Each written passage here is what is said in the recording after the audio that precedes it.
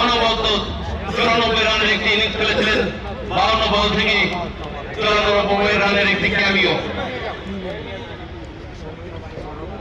Champions trophy গ্রহণ করবেন MMS Martin sports দলের দলীয় অধিনায়ক প্রদান করবেন আজকের পুরস্কার বিতরণ অনুষ্ঠানের মধ্যমণি বাংলাদেশ ক্রিকেটের বরপুত্র মোহাম্মদ আশরাফুল। সাগর প্লিজ। সম্মানে উদীয়মান একটি